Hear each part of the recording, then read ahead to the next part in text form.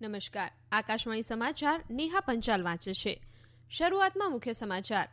નાગરિક ઉડ્ડયન મંત્રાલયે પુણેની સિરમ ઇન્સ્ટિટ્યૂટે વિકસાવેલી કોવિડની રસી કોવિશિલ્ડ સમગ્ર દેશમાં મોકલવાના મહત્વપૂર્ણ અભિયાનનો આજથી આરંભ કર્યો છે. પ્રધાનમંત્રી નરેન્દ્ર મોદીએ જણાવ્યું છે કે દેશમાં પ્રથમ તબક્કામાં 3 કરોડ લોકોના રસીકરણનો ખર્ચ કેન્દ્ર સરકાર ભોગવશે. પ્રધાનમંત્રી નરેન્દ્ર મોદીએ કહ્યું છે કે નવી શિક્ષણ નીતિ વ્યક્તિને શ્રેષ્ઠ બનાવવા અને શ્રેષ્ઠ વ્યક્તિ થકી શ્રેષ્ઠ રાષ્ટ્ર બનાવવા ઉપર ધ્યાન કેન્દ્રિત કરે છે. કેન્દ્ર સરકારે ખાણ ક્ષેત્રે અમલમાં મૂકેલી નીતિના લીધે રોજગારીની નવી 70,000 તકોનું નિર્માણ થશે તથા રાજ્યોની આર્થિક આવકને નવું બળ મળશે. અને અમેરિકામાં ડેમોક્રેટિક પક્ષના સાંસદોએ રાષ્ટ્રપ્રમુખ ડોનાલ્ડ ટ્રમ્પ સામે મહાભિયોગનો પ્રસ્તાવ વિધિવત રૂપે ગૃહમાં રજૂ કર્યો છે. સમાચાર વિગતવાર. નાગરિક ઉડ્ડયન મંત્રાલયે પુણેની સિરમ ઇન્સ્ટિટ્યૂટે વિકસાવેલી કોવિડની રસી કોવિશિલ્ડ સમગ્ર દેશમાં મોકલવાના મહત્વપૂર્ણ અભિયાનનો આજથી આરંભ કર્યો છે. કેન્દ્રીય નાગરિક ઉડ્ડયન મંત્રી હરદીપસિંહ પુરીએ જણાવ્યું છે કે air India, go air, SpiceJet અને ઇન્ડિગો પુણેથી 9 ફ્લાઇટ વડે કોવિશિલ્ડના 56 લાખ ડોઝ દેશના અન્ય શહેરોમાં લઈ જશે. તેમણે કહ્યું કે પુણેથી દિલ્હી, ચેન્નઈ, કોલકાતા, ગુવાહાટી, શિલોંગ, અમદાવાદ, હૈદરાબાદ, વિજયવાડા, ભુવનેશ્વર, પટના, લખનઉ તથા ચંડીગઢ કોવિશિલ્ડ લઈ જવાશે. દરમિયાન પુણે વિમાન મથકેથી કોવિડની રસી કોવિશિલ્ડનો પ્રથમ જથ્થો દિલ્હી લઈ જતી ફ્લાઇટ્સ આજે સવારે 8 વાગે રવાના થઈ હતી. અગાઉ સલામતીની સઘન વ્યવસ્થા સાથે કોવિશિલ્ડ રસી ધરાવતા કોલ્ડ સ્ટોરેજ કન્ટેનરો પુણેના વિમાન મથકે લાવવામાં આવ્યા હતા.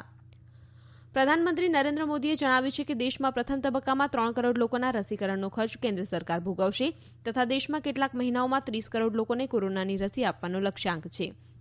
ગઈકાલે વિડીયો કોન્ફરન્સથી દેશના વિવિધ રાજ્યોના મુખ્યમંત્રીઓ સાથે યોજાયેલી બેઠકમાં તેમણે આ મુજબ જણાવ્યું હતું. પ્રધાનમંત્રીએ જણાવ્યું હતું કે જેમને રસી અપાશે તેવા તમામ લોકોને રસી અપાઈ ગયાનું પ્રમાણપત્ર ડિજિટલ પ્લેટફોર્મ કોવિન ઉપરથી આપવામાં આવશે. પ્રધાનમંત્રી નરેન્દ્ર મોદીએ કહ્યું છે કે નવી શિક્ષણ નીતિ વ્યક્તિને શ્રેષ્ઠ બનાવવા અને શ્રેષ્ઠ વ્યક્તિ થકી શ્રેષ્ઠ રાષ્ટ્ર બનાવવા ઉપર ધ્યાન કેન્દ્રિત કરે છે. નવી શિક્ષણ નીતિ યુવાનોના વિચારો અને નિર્ણયોને અગ્રતા આપે છે. તેઓ રાષ્ટ્રીય યુવા સંસદ મહોત્સવના સમાપન સત્રને આજે વિડીયો કોન્ફરન્સિંગ માધ્યમથી સંબોધન કરી રહ્યા હતા. તેમણે કહ્યું કે નવી શિક્ષણ નીતિ એ રાષ્ટ્ર ઘડતર તરફનું પગલું છે અને આ નીતિથી યુવાનો માટે નવી તકોનું નિર્માણ થશે. સ્વામી વિવેકાનંદ અંગે બોલતા શ્રી મોદીએ કહ્યું કે સ્વામીજીએ શારીરિક અને માનસિક શક્તિ ઉપર સમાન રીતે ભાર આપ્યો હતો. સ્વામીજીના આ ઉપદેશથી પ્રેરણા લઈને તેમની સરકાર યુવાનોના ફિટનેસ ઉપર ધ્યાન કેન્દ્રિત કરી રહી છે. સ્વામીજીએ કહ્યું હતું કે નિર્ભય, નિખાલસ, સાહસિક અને આકાંક્ષાવાળા યુવાનો ભવિષ્યના શ્રેષ્ઠ રાષ્ટ્રનો પાયો છે. લોકસભાના અધ્યક્ષ ઓમ બિરલા, શિક્ષણ મંત્રી રમેશ પોખરિયાલ નિશંક અને યુવા બાબતોના મંત્રી કિરણ રિજિજુએ પ્રાસંગિક પ્રવચન કર્યા હતા.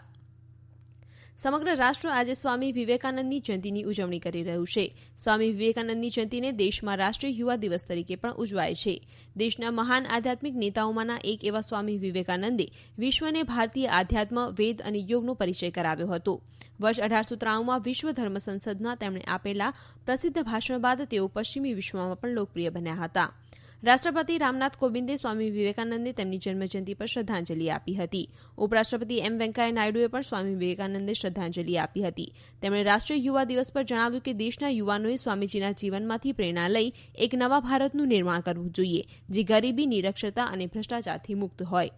પ્રધાનમંત્રી નરેન્દ્ર મોદીએ સ્વામી વિવેકાનંદને તેમની જન્મજયંતિ પર શ્રદ્ધાંજલિ આપી હતી. એક ટ્વીટ સંદેશમાં તેમણે કહ્યું કે સ્વામી વિવેકાનંદના વિચારો અને કાર્યો એ ભારતની સંસ્કૃતિ અને મૂલ્યોને શ્રેષ્ઠ બનાવ્યા છે. ગૃહમંત્રી અમિત શાહે પણ ટ્વીટ સંદેશમાં સ્વામી વિવેકાનંદને જન્મજયંતિ પર શ્રદ્ધાંજલિ આપતા કહ્યું કે સ્વામી વિવેકાનંદે દુનિયામાં ભારતના જ્ઞાન, સંસ્કૃતિ અને દર્શનની ગરિમાને વધારી છે. તેમણે રાષ્ટ્રીય યુવા દિવસ પર દેશવાસીઓને શુભકામનાઓ પાઠવી હતી. સ્વામી વિવેકાનંદની જયંતિની આજે રાષ્ટ્રીય યુવા મહોત્સવ તરીકેની ઉજવણીના ભાગરૂપે સંસદના સેન્ટ્રલ હોલમાં આજથી 7 દિવસ માટેના યુવા ઉત્સાહ નયા ભારત કા ઉત્સવનો આરંભ થઈ છે.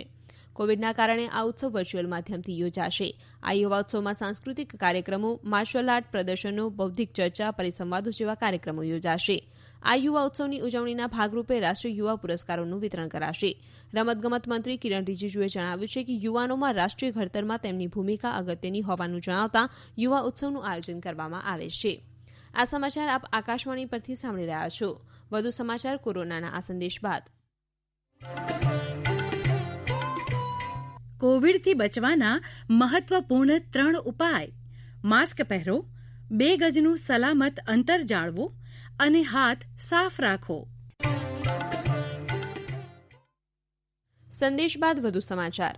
દેશમાં કોવિડથી સાજા થનારનો દર 96.49% થયો છે. છેલ્લા 24 કલાકમાં 18,000થી વધુ દર્દીઓ સાજા થતાં તેમનો કુલ આંક 1 કરોડ 1 લાખથી વધુ થયો છે. છેલ્લા 24 કલાકમાં કોવિડના નવા 12,584 કેસ નોંધાતા કુલ સંક્રમિતોની સંખ્યા 1 કરોડ 4 લાખથી વધુ થઈ છે. હાલમાં કુલ એક્ટિવ કેસની સંખ્યા 2,16,000 છે. છેલ્લા 24 કલાકમાં કોવિડથી 167 લોકોના મોત નીપજતા કુલ મૃત્યુઆંક 1,51,327 થયો છે. કેન્દ્ર સરકારે ખાણ ક્ષેત્રે અમલમાં મૂકેલી નીતિના લીધે રોજગારીની નવી 70,000 તકોનું નિર્માણ થશે તથા રાજ્યોની આર્થિક આવકને નવું બળ મળશે. ગૃહમંત્રી અમિત શાહે ગઈકાલે કોલસાની ખાણો માટે સિંગલ્સ વિન્ડો ક્લિયરન્સ સિસ્ટમનો પ્રારંભ કરાવતા આ મુજબ જણાવ્યું હતું. તેમણે કહ્યું કે સરકારની આ નવી પદ્ધતિના કારણે કોલસા ક્ષેત્રે વેપારમાં પારદર્શકતા અને સુગમતામાં વધારો થશે. શ્રી શાહે એનડીએ સરકારે છેલ્લા 6 વર્ષમાં વેપાર ક્ષેત્રે હાથ ધરેલા સુધારાની વિગતો આપી હતી. અમેરિકામાં ડેમોક્રેટિક પક્ષના સાંસદોએ રાષ્ટ્રપ્રમુખ ડોનાલ્ડ ટ્રમ્પ સામે મહાભિયોગનો પ્રસ્તાવ વિધિવત રૂપે ગૃહમાં રજૂ કર્યો છે. શ્રી ટ્રમ્પ સામે અમેરિકાની સંસદ કેપિટોલ ખાતે ગયા સપ્તાહમાં થયેલા તોફાનોમાં ટોળાને ઉશ્કેરવાનો આરોપ છે. ડેમોક્રેટિક પક્ષે રજૂ કરેલા રાષ્ટ્રપ્રમુખ ટ્રમ્પ સામેના મહાભિયોગ પ્રસ્તાવ ઉપર ગૃહમાં આ સપ્તાહમાં મતદાન થશે. ડેમોક્રેટિક પક્ષના સાંસદોએ શ્રી ટ્રમ્પને પદ પરથી દૂર કરવા બંધારણના 25મા સુધારાનો ઉપયોગ કરવા ઉપરાષ્ટ્રપ્રમુખ માઇક પેન્સને વિનંતી કરતો ઠરાવ ગઈકાલે ગૃહમાં રજૂ કરવાનો પ્રયાસ કર્યો હતો, પણ રિપબ્લિકન પક્ષના સાંસદોએ આ ઠરાવને રોક્યો હતો. મુંબઈ પોલીસે ટીઆરપી ગેરરીતિ કેસમાં broadcast audience research council, bark અને એઆરજી આઉટલાયર પ્રાઇવેટ લિમિટેડના અધિકારીઓ સામે પૂરક આરોપનામું દાખલ કર્યું છે. આ પૂરક આરોપનામામાં રિપબ્લિકન ટીવીના ચીફ એક્ઝિક્યુટિવ અધિકારી વિકાસ ખાનચંદાની, બાર્કના ભૂતપૂર્વ સીઈઓ પાર્થો દાસગુપ્તા તથા રોમિલ રામગઢિયાનો સમાવેશ થાય છે. આરોપનામામાં જણાવ્યું છે કે ખાનચંદાનીએ બેવડા પ્રચારથી ટીવી ચેનલની આવક વધારવામાં મદદ કરી છે. રામગઢિયા તથા દાસગુપ્તાએ ડેટાના સેમ્પલમાં ગેરરીતિ આચરી હતી. આ આરોપનામામાં 52 સાક્ષીઓ તથા 12 નિષ્ણાંતોના નિવેદનો પણ ટાંકવામાં આવ્યા છે. પ્રજાસત્તાક દિનની ઉજવણીના ભાગરૂપે માહિતી અને પ્રસારણ મંત્રાલય અને રાષ્ટ્રીય ફિલ્મ વિકાસ નિમક AFFC દ્વારા શોર્ટ ફિલ્મની ઓનલાઈન સ્પર્ધા માય જીઓવી મંચ પર યોજાશે. આ સ્પર્ધાનો વિષય છે કરી શકીએ છીએ અને કરીને બતાવીશું ભાવના સાથે નવા ભારતનો ઉદય. સ્પર્ધામાં ભાગ લેનારે પોતાની શોર્ટ ફિલ્મો યુટ્યુબ અથવા વેન્યુ જેવી સાઇટ ઉપર અપલોડ કરવાની રહેશે. સ્પર્ધકો પોતાની શોર્ટ ફિલ્મની લિંક કોમેન્ટ બોક્સમાં એન્ટ્રી લખીને આપવી પડશે. ગૂગલ ડ્રાઈવ તથા વેબ ટ્રાન્સફર લિંક દ્વારા મોકલવામાં આવનારી એન્ટ્રીઓ સ્વીકારાશે નહીં. પસંદ કરાયેલી પ્રથમ 3 એન્ટ્રીઓ પૈકી પ્રથમ ક્રમાંકની એન્ટ્રીને ₹1,00,000, બીજા ક્રમાંકને ₹50,000 તથા ત્રીજો ક્રમ મેળવનારી એન્ટ્રીને ₹25,000 રૂપિયાનો પુરસ્કાર અપાશે. આ સ્પર્ધા માટે એન્ટ્રી સ્વીકારવાની કામગીરી શરૂ થઈ છે અને 20મી જાન્યુઆરી સુધી એન્ટ્રીઓ મોકલી શકાશે. કર્ણાટકના ઉત્તર કન્નડ જિલ્લામાં ગઈકાલે સાંજે થયેલ કાર દુર્ઘટનામાં કેન્દ્રીય મંત્રી શ્રીપાદ નાઇકને ઈજા થઈ છે, જ્યારે તેમના પત્ની વિજયા નાઇક અને એક સહાયક દીપકનું મૃત્યુ નીપજ્યું છે. ગઈકાલે સાંજે કારમાં યલ્લાપુરમથી ગોકર્ણ તરફ કારમાં જઈ રહ્યા હતા ત્યારે આ અકસ્માત થયો હતો. શ્રી નાઇકને ગોવાની હોસ્પિટલમાં દાખલ કરાયા છે. કર્ણાટકના મુખ્યમંત્રી VS યેદુરપ્પાએ શ્રી નાઇકની પત્નીના આકસ્મિક મૃત્યુ અંગે શોક વ્યક્ત કર્યો છે તેમજ શ્રી નાઇકને જલ્દીથી સ્વસ્થ થવાની કામના કરી છે. પ્રધાનમંત્રી નરેન્દ્ર મોદી તેમજ સંરક્ષણ મંત્રી રાજનાથસિંહ ગોવાના મુખ્યમંત્રીને શ્રી નાઇકની સારવાર યોગ્ય રીતે થાય તે બાબત સુનિશ્ચિત કરવાની સૂચના આપી છે. ભારતીય નૌકાદળના 2 દિવસીય તટરક્ષક કવાયત સી વિજિલ 21નો આજે પ્રારંભ થઈ રહ્યો છે. આ અગાઉ જાન્યુઆરી 2019માં પહેલીવાર આ પ્રકારની કવાયત યોજાઈ હતી. આ કવાયતમાં 7,516 કિલોમીટરના દરિયા કિનારાને આવરી લેવાશે. કવાયતમાં દેશના ખાસ આર્થિક વિસ્તારને પણ સમાવી લેવામાં આવશે. કવાયતમાં માછીમારો અને દરિયા કિનારાના સમુદાયોને પણ સામેલ કરવામાં આવશે. સી વિજિલ 21માં શાંતિથી લઈને સંઘર્ષ સુધીના તમામ દરિયાઈ પડકારોનો અભ્યાસ કરવામાં આવશે. આ કવાયતમાં ભારતીય નૌકાદળ, તટરક્ષક દળ, સીમા શુલ્ક અને અન્ય દરિયાઈ એજન્સીઓ ભાગ લેશે. અંતમાં મુખ્ય સમાચાર ફરી એકવાર.